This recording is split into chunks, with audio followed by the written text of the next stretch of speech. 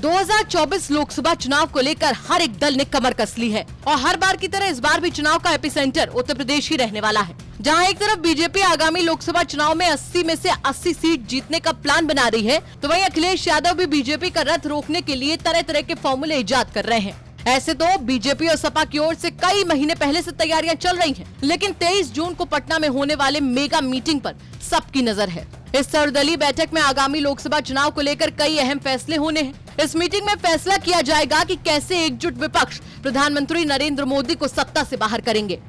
लेकिन इस बीच बसपा सुप्रीमो मायावती ने लखनऊ में एक अहम बैठक बुलाई है। थोड़ी देर ही सही, लेकिन मायावती ने लोकसभा चुनाव को लेकर तैयारियां शुरू कर दी हैं।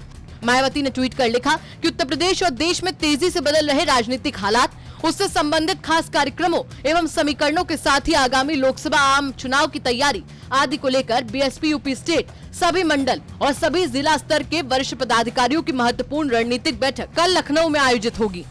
अब चलिए आपको इसका राजनीतिक मतलब बताते हैं। जानकारों की माने तो पीएम मोदी से अकेले लोहा लेने की ताकत वर्तमान में किसी पार्टी के पास नहीं है। यही वजह है कि विपक्षी पार्टियों ने महागठबंधन करने का फैसला किया है। इस महागठबंधन को लेकर 23 जून को पटना में अहम फैसला होना है, लेकिन इन तमाम हलचल के बीच में मायावती को वो तवज्जो नहीं मिल पा रही है जो मिलनी चाहिए। जानकार बताते हैं कि मायावती के लिए 2024 चुनाव अस्तित्व की लड़ाई जैसा है, यानी करो या मरो। बीजेपी, एआईएमआईएम, सपा सहित चंद्रशेखर आजाद की भी नजर मायावती की बची कुची वोट बैंक पर है। इसीलिए सभी पार्टियां मायावती के कोर वोटर्स को साधने में जुट गई हैं। यही कारण है कि मायावती बिना समय गवाए इस डैमेज को कंट्रोल करना चाहती हैं।